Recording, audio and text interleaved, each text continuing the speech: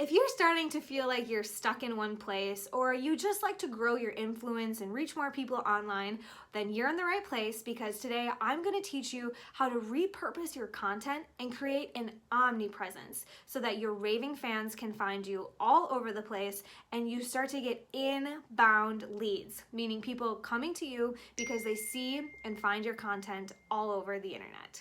And it's not complicated. We're going to break it down so you can leverage the content you already have and work smarter, not harder, in your online marketing strategy. I'm Hanna Hermanson, brand strategist, international speaker, copywriter, and real person. And today we're going to talk about maximizing your online content to create an omnipresence and attract droves of raving fans and ideal clients to your coaching business. Well, then let me ask you these questions. Are you relying on one platform to bring you all of your leads? Like maybe you're putting all of your energy on LinkedIn or Instagram or live events. Most entrepreneurs and coaches answer yes to both questions. I would love to have more ideal clients coming to me, and yes, I'm focusing and doubling down in one place. I believe singularity of focus is what's really going to help me thrive. I just want to use Instagram. I'm getting really great at that. It's common for coaches and entrepreneurs to just focus in on one platform. Maybe it's their comfort zone. Maybe it's a place that's worked for them in the past. But then let me ask you one more question. How would you like to leverage the effort you're already putting on your platforms and maximize your online marketing reach? Meaning, get more quality leads for the same amount of work. Essentially, creating an omnipresence. Because creating an omnipresence means more traffic, more leads, and more sales, more clients ultimately, right? After all, there are different audiences on different platforms. You're totally missing out if you're not on all of them, or multiple platforms at least. Some people enjoy reading long-form articles on LinkedIn. Others enjoy quick inspirational quotes on Instagram, while others enjoy to watch short videos. Of course, knowing your audience and speaking to them, delivering your content in a way that resonates with them is going to make you way more successful, way more top of mind, and that go-to person that speaking their language has the solution that they need is exactly where they need you to be, right? You're available, you're on many platforms and accessible. Diversifying your content will ensure that you're not just relying on a single platform. It removes bottlenecks. I've had so many clients who are just focusing on Instagram and then they get kicked off for some reason, right? The algorithm shuts them down. Or they're on LinkedIn and something happens with their content that it's just not landing that week. You want to be able to be in multiple places at a time. So diversifying your content and your marketing strategy to be on multiple platforms is a massive benefit. Just think about the ripple effect when you're in many places. How many more people can find you, can come to you? And I'm going to break down how to maximize your marketing efforts and win back time, okay? Leverage the content you already have so that you can reach more people in way less time. So let's start with the basics. Before you even start creating content, you've got to get a brain dump, right? We need an idea bank. Now, stream of consciousness is great, where you can just journal out a whole bunch of things, but then you need to take it to the next level. We need to make sure that everything you write, everything you post, everything you create in the content world for your business relates directly to your ideal customer's dream life or real life. So although your ideas and your emotions and the things you might journal about are really interesting and fun, they're probably not the things that are really going to land with your ideal clients. You need to get out of your head and into their head. You also want to do some market research. I recommend using tools like Google AdWords to help you find keywords in your industry, the things people are already looking for. And you can also think, again, getting in their head. What are the things they're Googling? What are the things they're asking people about? What are the frustrations they have today? Because that's what you end up creating content around. Again, you get in their head and you write exactly, you interrupt the conversation in their head with your content. Once you have your content idea, then you don't want to just go and write a bunch of random paragraphs. Again, this is not your journal. You need to have some structure, and if you structure your content the right way, it'll be hella easy to repurpose and leverage in dozens of ways. So to break it down, number one, your main idea. This is your header. Number 2, break down the talking points or your ideas into subheaders. So literally bullet point out your talking points. And then if necessary, you can break it down even further. You can break it down even further than multiple. Really think about this like an outline in 5th grade when you were writing a paper. Your main idea and then supporting ideas, and sometimes you have other little nuanced things that you can break it down even further into. You want to have a header for every 300 words of content. Why? First of all, it makes it easier for people to read.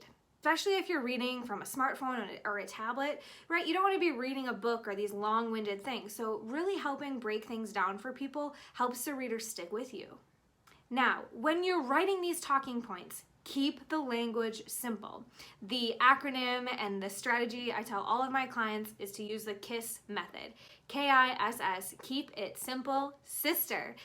The truth is, you should be speaking in about a 4th grade language vernacular. Because if you are going over your clients' heads, if you're using your coaching language, if you're trying to act smart, it's going to go right over their heads. Remember, you have to get out of your head and into their head. And it's not that your ideal clients are 4th graders, but they have way less experience than you do when it comes to talking about your area of expertise. Imagine being a 4th grader in a college course, and the college course is telling you all about NLP, and cognitive dissonance, and how to finally attract your mates using law of attraction. Like, as a 4th grader, you have no context for those ideas. So you've got to bring it down to their level. If your clients don't understand the law of attraction, then talk to them about the pain points that they have, the things they want to get out of. And also then talk about, again, the dream life, the visions they have, where they want to go. Don't give them the nitty-gritty systems. Don't talk to them in your coaching language. Keep the language simple. Even breaking up sentences, having short paragraphs, writing like you talk. Remember, especially online, we're not here to read a novel. We're here to get engaged, to have conversational copywriting. So you want conversational copywriting to feel like you're chatting with the ideal client, not like you're the professor up there teaching, right?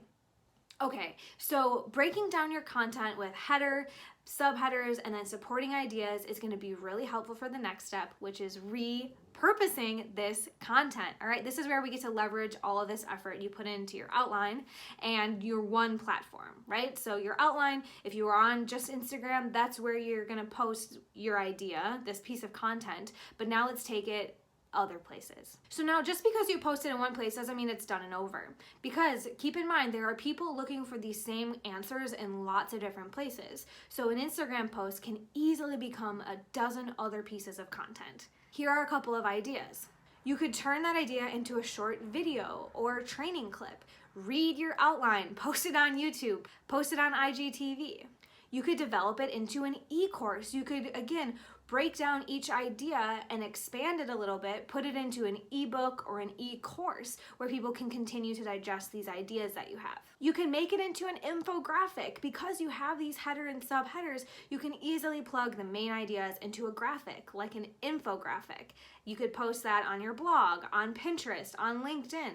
Again, where are the places that people are reading infographics? If you have an infographic, it can go in all of those places from the same one idea, this one piece of content. You could send it out as an email to your list, copy and paste your Instagram post. You could offer it as a PDF download. You could write a blog about it. You could post it as an article on LinkedIn. Even better though than piecing it apart and putting it in many places is to do a Cascade Combo. For example, turn a long-form article or a blog into a long-form video or training, then pare down the long-form blog into shorter captions and pare down the long video into shorter trainings. You guys, this is exactly what I do here on the YouTube channel. I have one big topic and then many supporting ideas. But then what I do post-production, after this video is done, then I'll pull out all of these other subheading ideas and make short videos about it, which I then post to Instagram and LinkedIn. Then what I do with this video is same long form video, is I get the transcript and I make a blog for it, which then goes to my website and maybe other places like Medium or Forbes. Then I also take that long form transcription and I adapt it to be a LinkedIn post and an email to my list. Do you see how this one video creates me dozens of pieces of content? You chop it up, you repurpose it, you make graphics to go along with it, and you get the text as well. By doing this, this is how you create the omnipresence that we talked about. Essentially, an omnipresence is seeing the same person in many places. It's the mere exposure effect in psychology. The more you see a product or a person or a service, the more you think about that. So again, I just recorded one video, but because I'm going to put it in many places, my audience thinks that I am online all the time, spitting knowledge, sharing ideas every single day, when really I batch record videos, I repurpose that content, and then I have plenty of touch points for my audience to build their know, like, and trust factor with me just by seeing more of me, seeing me in more places. And the same can be true for you. The more avenues you use, the more likely it is you're going to have a large audience. Here are a couple of tips for repurposing your content. First, make sure everything you post is working toward your ultimate conversion goal. Okay, so maybe your goal is to get coaching clients online. Don't just randomly throw out things like, here's my dog. You can post pictures of your dog. You can make a whole video about your dog, but it needs to be supporting your ultimate goal, which is to get coaching clients. So why is your dog important for your clients? What about your dog helps you build the know, like, and trust factor? Every post, as a coach and as a marketer and as a business owner, every post needs to be supporting your ultimate conversion goal. Whether it's getting clients, growing an audience, selling a book, make sure everything you do has intention. Another pro tip is to make sure that the way you repurpose is in easily digestible formats.